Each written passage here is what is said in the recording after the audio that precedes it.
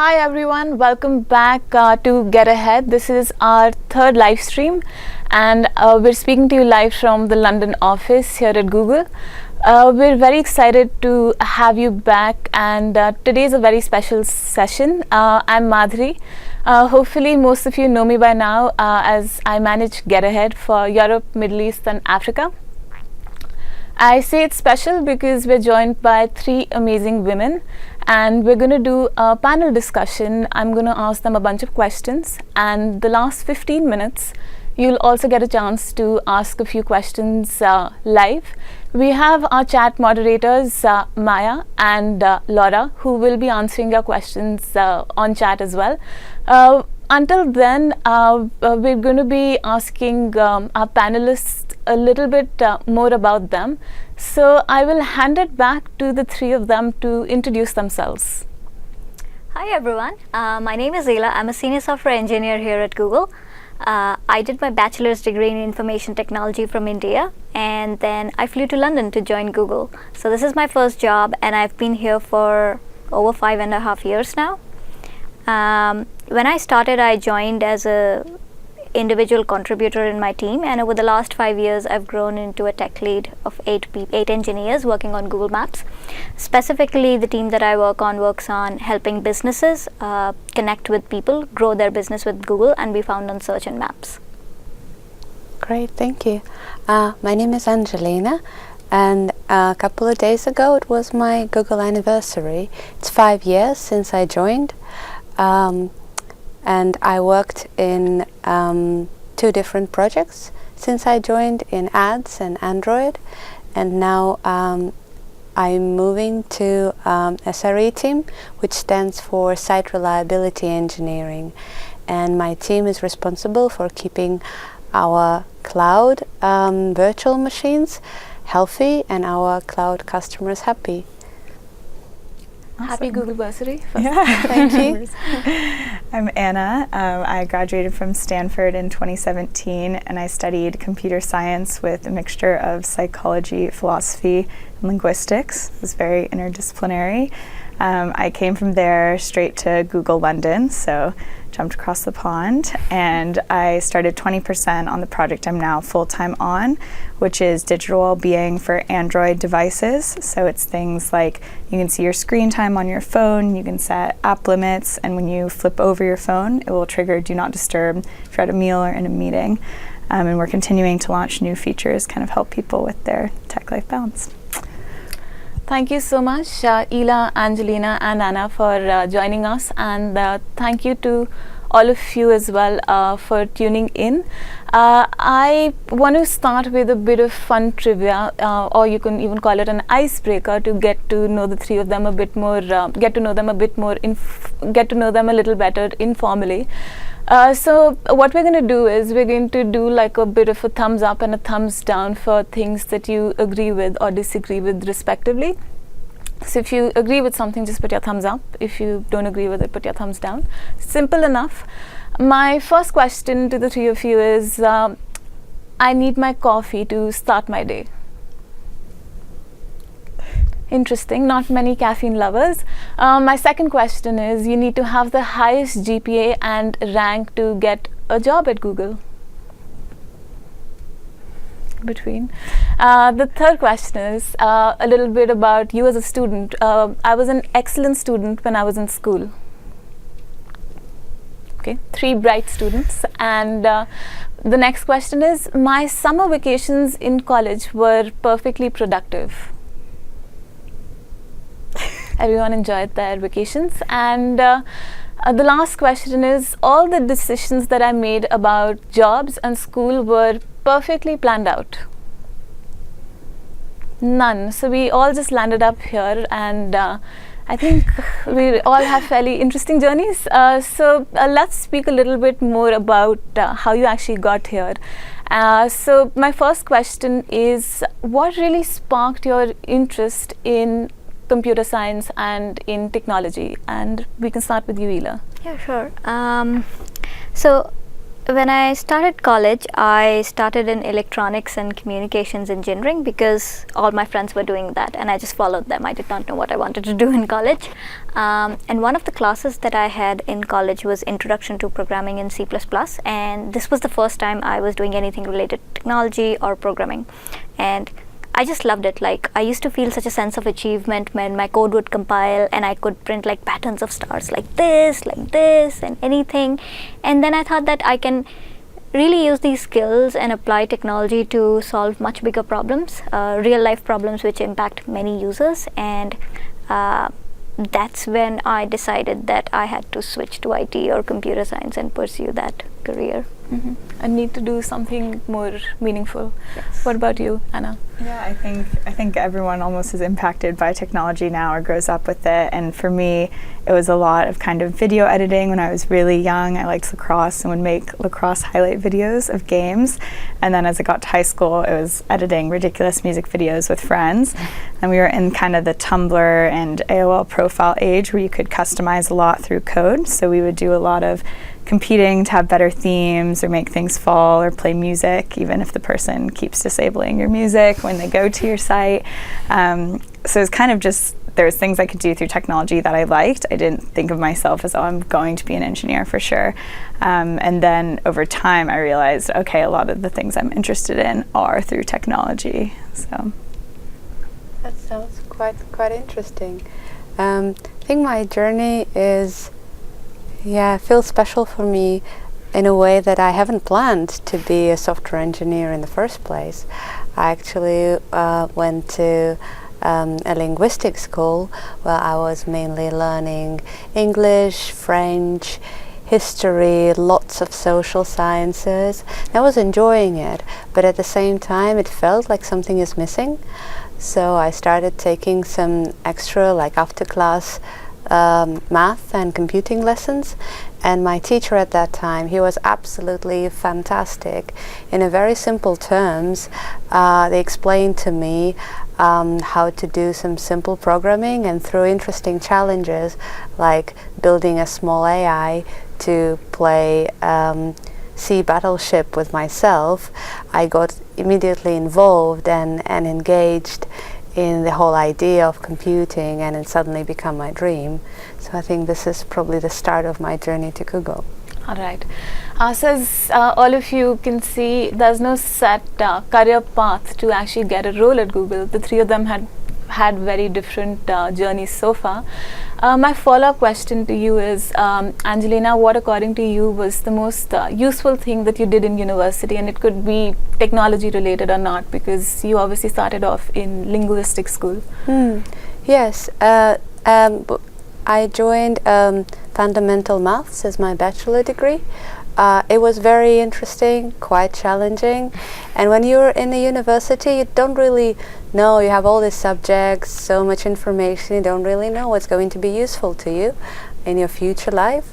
But for me, probably the most useful skill that I learned is just like the skill of learning and structuring information and being able to do new things, to acquire new skills.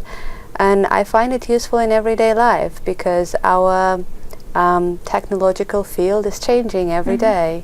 Especially at Google, you need to learn all the time, every day you come to work. Definitely.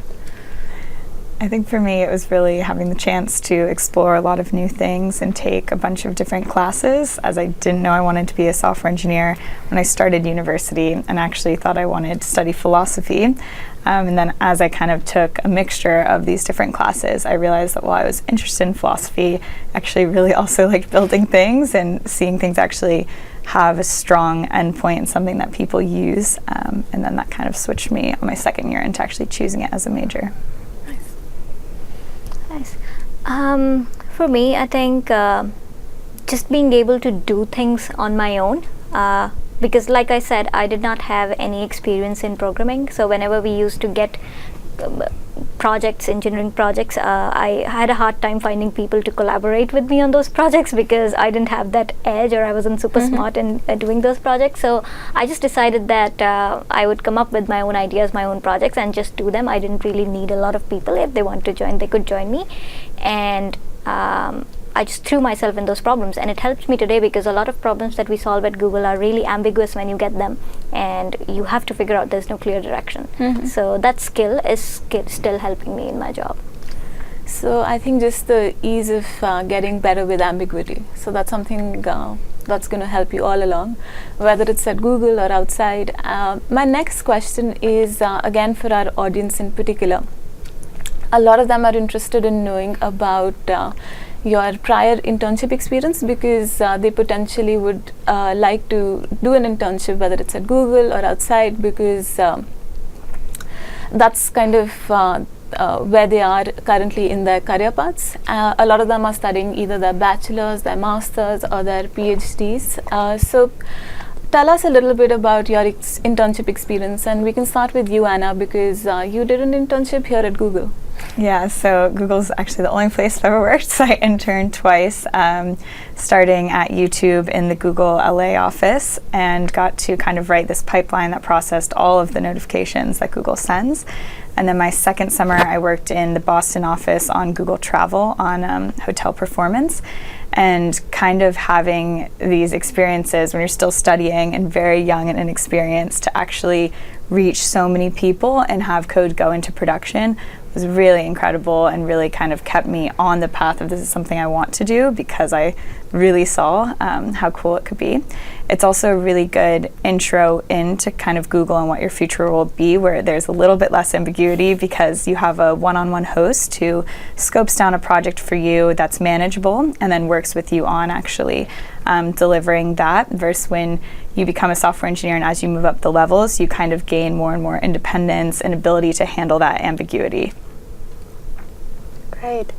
For me, it was a bit different because back in the country where I'm from Russia. I don't think we have this pattern of summer internships. For some reason, we didn't used to have. So when I was in the university, I didn't know this opportunity even exists. So for me, I instead went for a part-time job.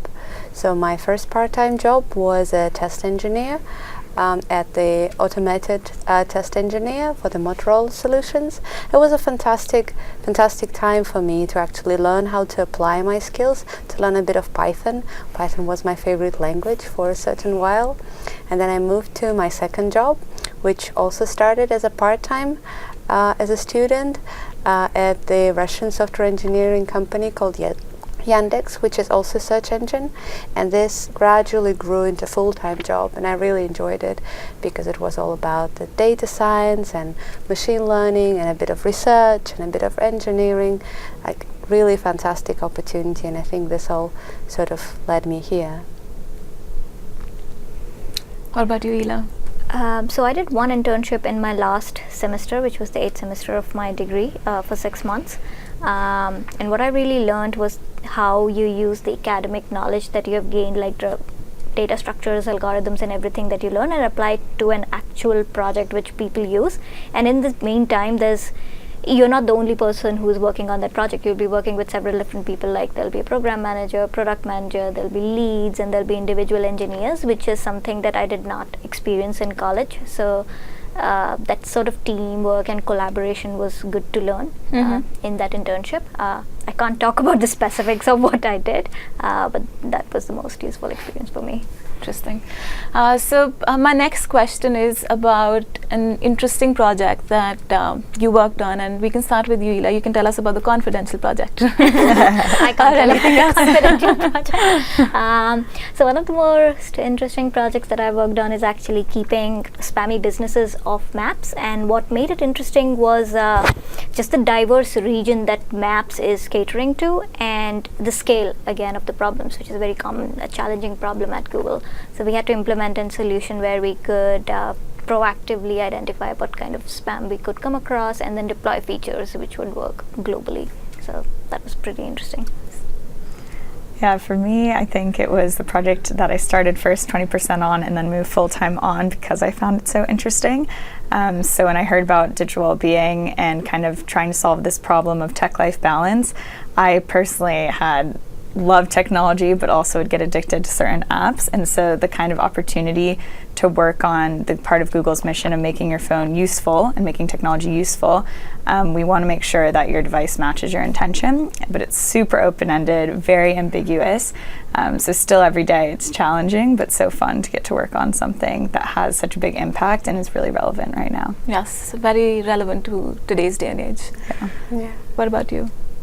I think for me the most interesting one was on my previous project at Google in the Android search app. This is an application that runs on all Android phones in the world, maybe like 2 billion phones or more. I don't even know how many of them they are. And I worked in the performance team, so our main goal was to make app faster while not cutting on like all the features and awesomeness that is inside. And it's a really hard thing to do, because like how can you squeeze more performance out of this small little box that is running on a device that you're probably running other apps on, like games and other stuff. Very interesting, very open-ended, and also really high scale. Whatever you do rolls out to millions and millions of people around the world, and eventually makes their life better because they can search faster. Definitely. So we heard about the journey of these three women so far, and one thing I think they all have in common is the fact that they were able to get outside their comfort zone and do things that maybe they were not necessarily even good at least that's the thought they had initially, but eventually it could be just learning something on your own, or it could be switching fields, taking risks. They were able to do all of that. So you know a little about their internship experiences as well as how they landed here. Let's speak a little bit about their life at Google now.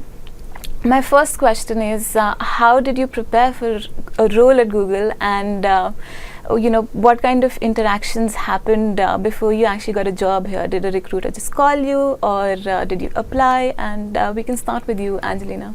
Oh, okay. So as I mentioned before, when I was a student, I didn't know about internship. I literally had no idea that they exist, even though they did exist. And I had no friends who were doing internships in such companies as Google. Even though I knew it, I also was fascinated with Google as a concept and like learning what's behind this plain search box on a wide screen. So I approached it really strategically. I decided that in order for Google to notice me, I need to build up certain expertise that would be relevant for the company. So that's why, as I mentioned, I did some part-time jobs in engineering, gradually building up my field, and especially going for the machine learning opportunities that were that were in Yandex at that time. And I think this helped a lot, and I get to know a lot of people who could recommend me how to get ready for an interview. And in the end, yeah, I think it was like magic. Recruiters just notice your profile and they reach out to you and you come for an interview. I think mine was a little bit less intentional and a little bit more lucky, but I submitted my resume online and then had a recruiter contact me for interviews, and I assumed this was like my friends in consulting where we were just going to chat, and then a friend in computer science told me that no, I would be coding and doing a tech interview on a whiteboard, which I'd never done, but over the phone for the first three. So she kind of prepped me the entire day before, which please prep more than that if you're listening to this. I just got lucky. Ended up being fine. And then after I interned twice, you again have a few interviews for full-time. And for those, I did prep over the summer with other interns. We would grab a room and kind of just give each other questions, code, and then give them feedback after of how you could be more clear in your answers.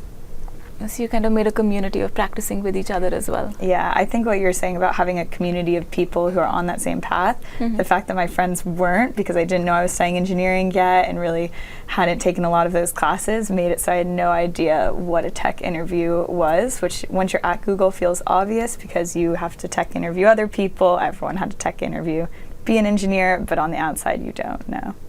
I think that's something we also have within Get Ahead right now, because it's kind of a community with all our participants, and they actually talk to each other, help each other, make tutorials, which is great. So thankfully we're using that to our advantage. What about you, Ela? So I knew how to practice for interviews because I was like in my last semester I was interviewing at some companies for jobs, but I never thought of applying to Google. I never thought I could make it to Google because I was not from like a top tier university. I was not top of the class in terms of GPA or anything. I was not a top coder from my country at all. So I was like, I have no chances of getting into Google. I did not apply. But one of the things that I did in my third year in college was I was just stalking someone, and I found it on their profile that they had won this Google Anita Borg scholarship in India. And then I just started doing some research, like what is it? And then maybe it's just luck, I found out that the applications for that year were actually open, and I had to fill in some form. They had some questions. I just filled those in and then sent it to them, and I actually was selected as a finalist in the year 2012 for the Google Anita Borg scholarship. I think it's now Women Tech Makers program. I did not win it, but that happened that year, and I think that put me in the pipeline of hiring for Google. So although I did not apply, I received a phone call once from a recruiter in my 8th semester if I wanted to interview for Google. I was very hesitant. I was like, I'm not prepared for this. I don't know what to do. So I was going to say no, but in that moment I just said yes, I would do it. And then my interview was in the next 8 days, and I had absolutely no idea how to prepare for it. So again, then I was just like going around on the internet, what to prepare, what not to prepare, but I knew like what kind of questions tech companies ask. So I prepared for it. I went for an interview in Bangalore, which was like a whole full day of interview, 5 interviews in a day, and then in a few days they got back to me and said that I was selected. Wonderful. It's interesting that you applied for the scholarship, didn't get it, but like that worked out pretty positively as well. So it's all about giving things a shot, whether you feel ready for it or not. And the same thing happened with the interview as well. You didn't feel ready, but you decided to give it a shot. For anyone listening who's interested in the Women Tech Maker Scholars Program, we will be opening applications somewhere around the end of September, beginning of October for next year. So look out for that on our students page. Back to our panel. Let's talk about your top 3 things at Google and why you're here, starting with you, Ela. Interesting. I have more than 3 things, but I'll try to limit it to 3. I think one of the first and foremost things for me is the principles and values. So whatever I work in, I have to align the principles or values of those projects with what my values are, and Google's values of like respecting the user and building for everyone resonates a lot with me. Second thing is, I think when you're building for everyone, the scale of the problems that you're presented with, it's not just a technical challenge, but you actually feel good. You're doing good for so many people in the world. And I've always felt this need that besides doing my technology job, I wanted to give back to the community in some way. So the products that I build, like the team that I work on, we're basically helping businesses earn their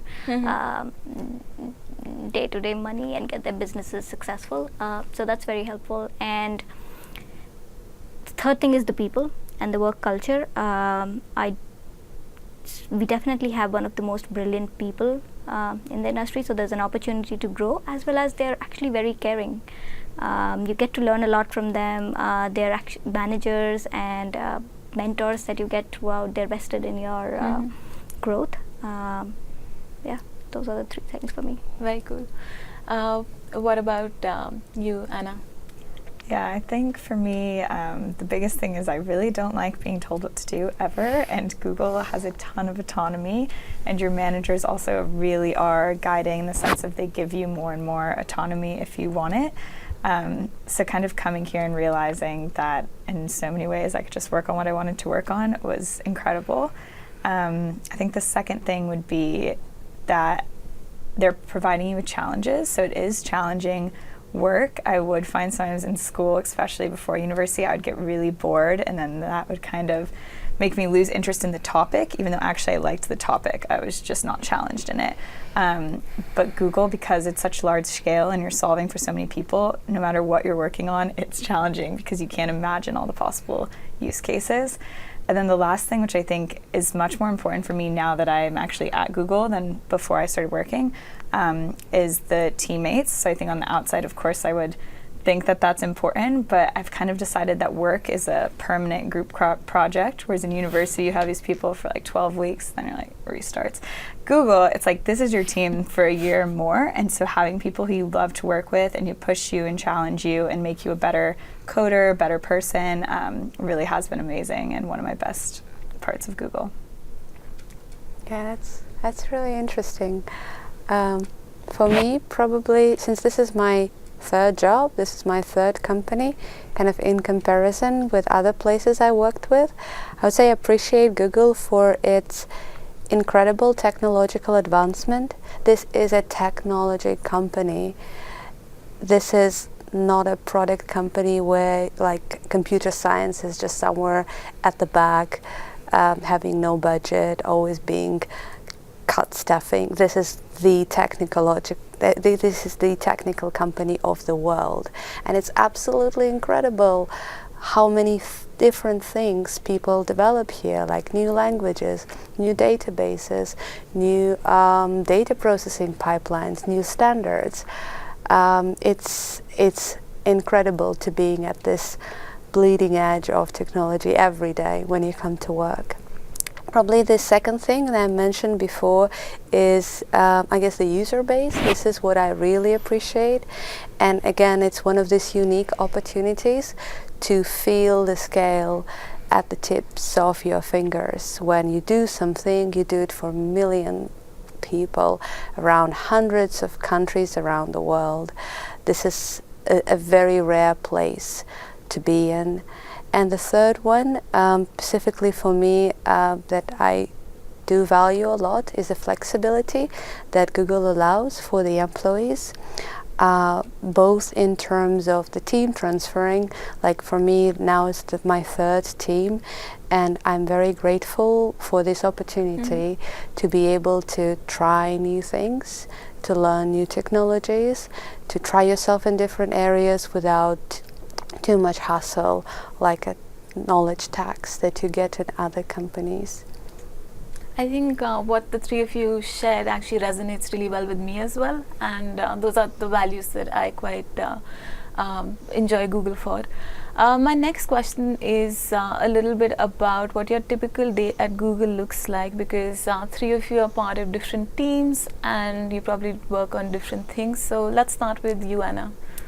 Oh, I think from the trivia, you guys already know I need coffee to start my day. So I always go to the micro kitchen, which are just free like snack areas, and get my coffee and snacks.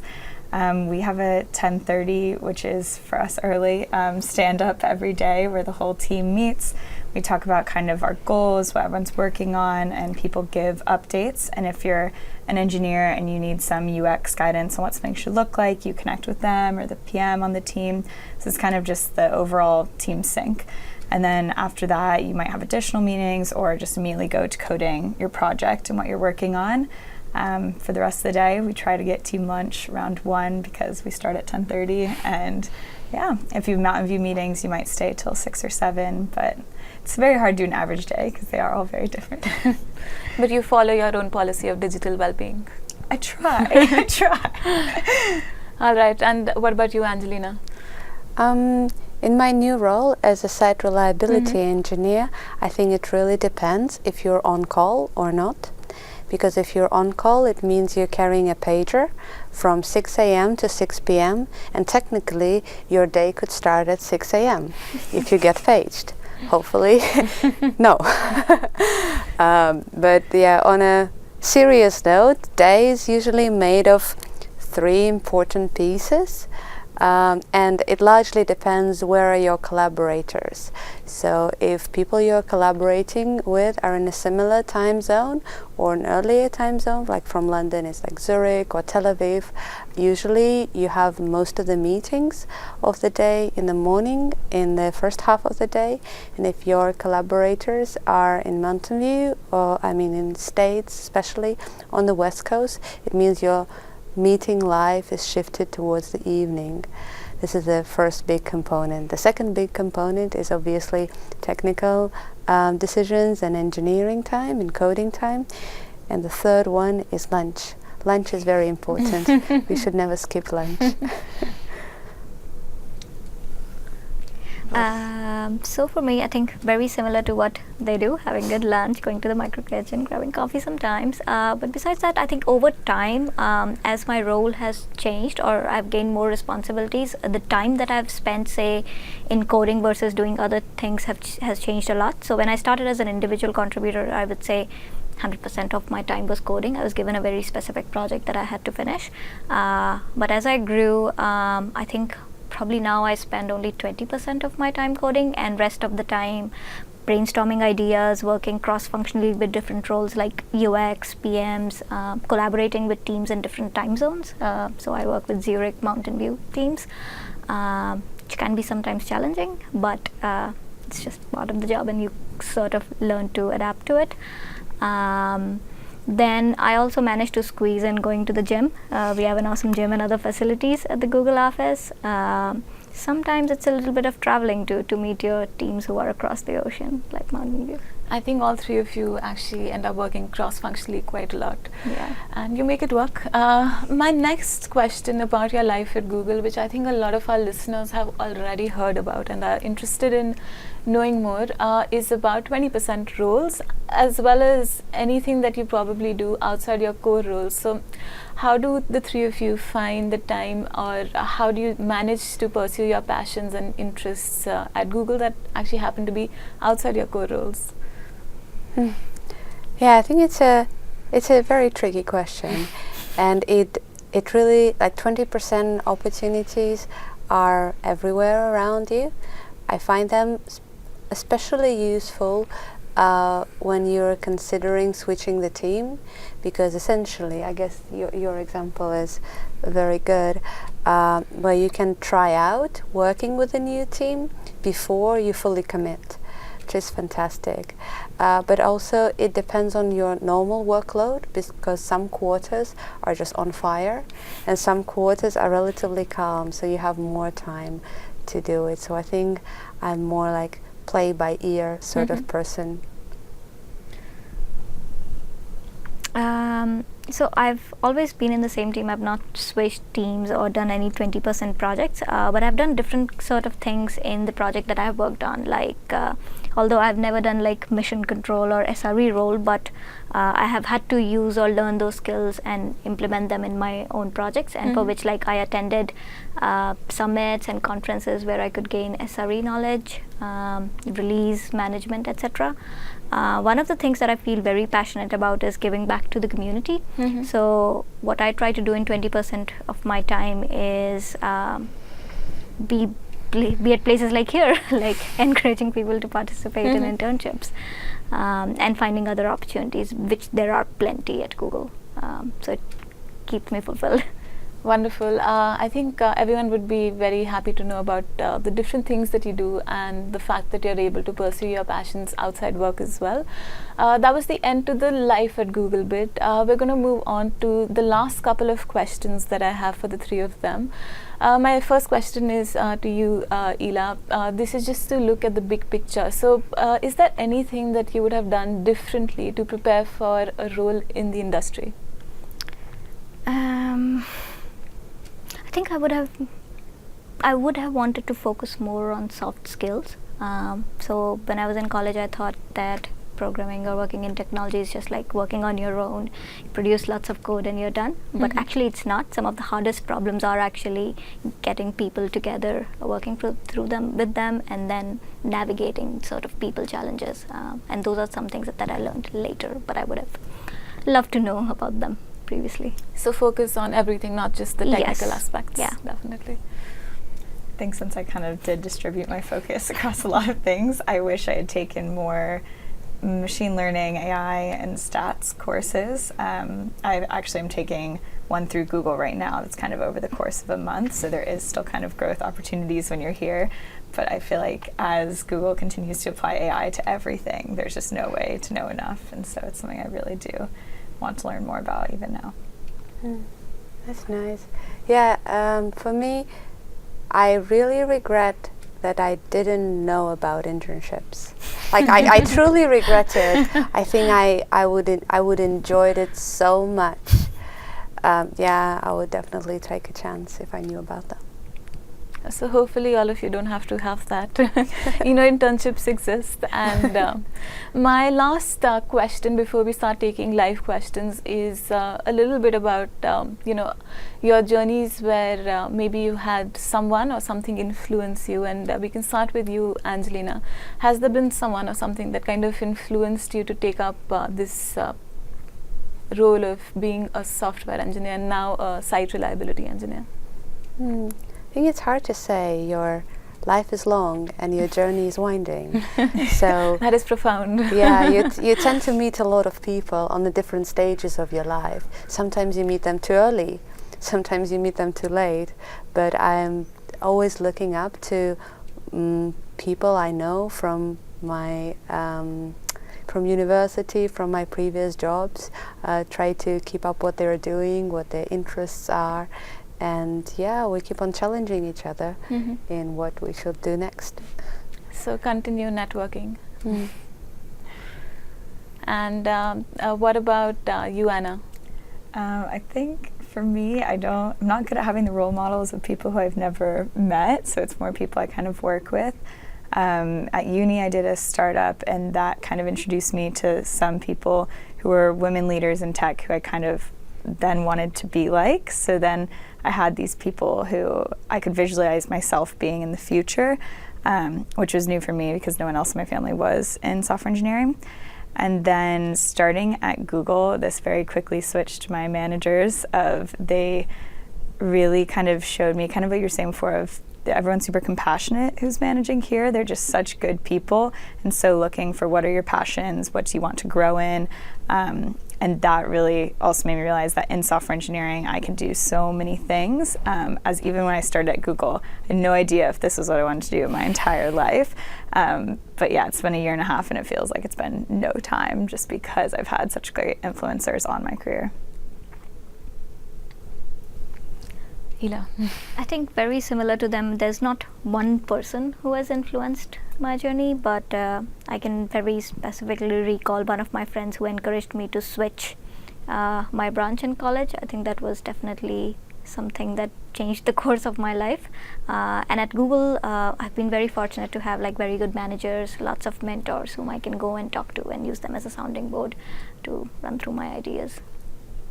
Right. Thank you so much for sharing a little bit about yourselves as well as your life outside as well as at Google. The next bit is some live questions that our audience is sending us. So we're going to just answer a few of those. The first question is from Madhumita. She asks us, how can one make the most of their internship at Google? I'm going to take the liberty and direct this to you, Anna. Yeah, it's hard because there's obviously only 12 weeks and there's so much you can do. I think one of the biggest things is obviously get to know the teammates on your team and kind of learn what production level coding is. There'll be a lot of kind of differences in your code quality versus for university. You just need to get a good grade. You actually need to have something that can be maintained for years and can scale at Google. So that's kind of just like learn and enjoy the ride of it, but don't focus too much on the fact that you are learning. They expect that as an intern, so still have fun. There'll be a lot of intern events for you to meet other interns, which is good to network as well, but you should also try to meet other teams. So for me in LA and Boston, I tried to kind of get to know all the other teams, their dynamics. Google's very kind of, you can create your own path even by asking to 20% or talking to the manager. You can typically return to the team you interned on. I didn't ever because I just wanted to keep trying out new things. And I think that's kind of what the point of the internship is how many things can you try in those 12 weeks. Thank you. Anything else that either of you want to add? Yeah, I would probably add a bit because I hosted an intern at Google, and I would say it's very important to set up the kind of a good working relationship with your host. They will try really hard to make it good for you, but you need to try as well. And please don't be afraid to ask questions because there is a curse of knowledge. your host knows a lot and they might not recognize you don't know things, so please do ask a lot of questions. None of the questions are silly, really, and you will help them, you will help yourselves, and you'll have fantastic time at Google. Agreed. It's always a two-way relationship. So now you've heard from both an intern as well as a host, so you know that it's a two-sided relationship. The next question is from Emily. Emily asks us, this is for anyone who's found their niche. How did you find that niche, and did you explore a lot intentionally or by accident? Angelina, you said life is long, so maybe yeah, I don't think I'm you even feel close to finding my niche. But it's definitely an exploration journey, and it's like in the song, listen to your heart when it's calling for you. It's as simple as that. But be aware that our industry is changing, so at some point your niche might get obsolete and you will be upset about it. So I would say have your niche, but have a plan B. Anyone else? We can move on to the next question. How did you deal with personal life, juggling between family, friends, and so on, alongside your work at Google? And this question comes to us from Aya.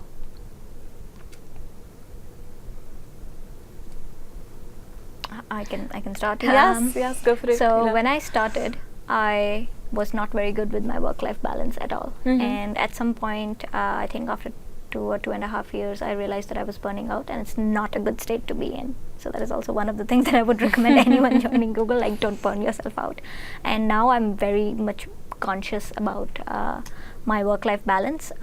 It's very easy to do at Google. I think Google is also very, very supportive of good, healthy work-life balance. Google provides work from home. Work from home is very easily available if you cannot make it to the office. Say, for example, some people in my team have kids, or you're sick, somebody in your family is sick. You can work from home. The hours are very flexible. When you come in, when you go, as long as you're being productive, you're finishing off your work, nobody's going to ask you why did you come this late or why did you leave that early. And the other important thing is always have something outside of your work to do that you can focus your energy on, because sometimes work can just consume too much of your brain. Anyone else wants to add anything? I definitely struggled with this starting. I think one of the things that I started to do was kind of have someone you're accountable to. So my manager and I kind of talk about it, as well as my friends. We would schedule things starting at certain times, so I would know I'd have to leave the office for them. And then also just disconnecting. On Android phones, there's work profiles, so you can literally turn off all your work, email, notifications, everything when you're not at work. And then kind of you can use a lot of Google tools. If you can schedule in calendar your working hours, so people know if they're scheduling meetings that actually you don't stay that late or come in that early. And on the chat extensions, there's now something where you can see people's time zones. So if you work in London but are collaborating, they can actually see that, okay, it's 3 a.m. for me or you. They really want to ping us now or wait till tomorrow?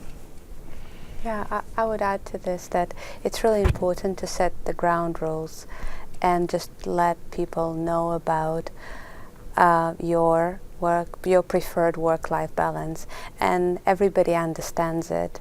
So it's hard at first, like not to feel guilty about like not answering this email, but you're getting used to it, and like having a buddy or like having the same rules for all family members. For example, between me and my husband, we have exactly the same rules for ourselves about not working from home, like out of office hours. It helps. Definitely. The next question comes from Jenny, and she asks us, how did you choose the projects in Google you worked on, or is there a system of assigning these projects to people? For interning, the process is that you go through host matching. You probably know this as well, actually. And you kind of have different hosts call you and tell you the project that you'll be working on. Sometimes it's very theoretical because it is a while away, but you hear a bit about the team and who you'd be working with. And then if both you say yes and the host says yes, you have a host intern match, and then that's your host for the summer. You can go through a few of these calls. Typically you don't go through tons, but you do have some sort of choice. And then for full-time, I was put onto a team within Android, and then heard about the Digital Wellbeing Project and kind of talked to them that I was really interested in just the project itself. So that was how I started that 20% and then moved on to that full-time. Yes, that pretty much answers the entire process. So what happens with internships every year is that the projects change, and after your interviews are conducted and the available projects are shown, we try to match you best based on your skill set. And as Anna said, she kind of showed interest in her full-time role in the digital well-being space. So you could do a 20% and kind of switch teams once you're here at Google. So that's also a possibility. The next question is, what do you think played the most important factor in you getting a job at Google? Was it coding skills or was it something else? And this question comes from Rania.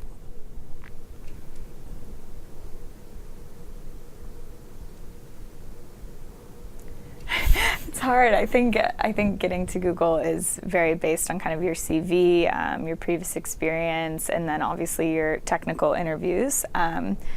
However, when you're actually working at Google, it's very different than just your past university experience and maybe what you're doing even in the technical interviews. It's more something you should study for and learn how to do, but it's not similar to your day-to-day coding, so it's hard for me to answer exactly. Yeah.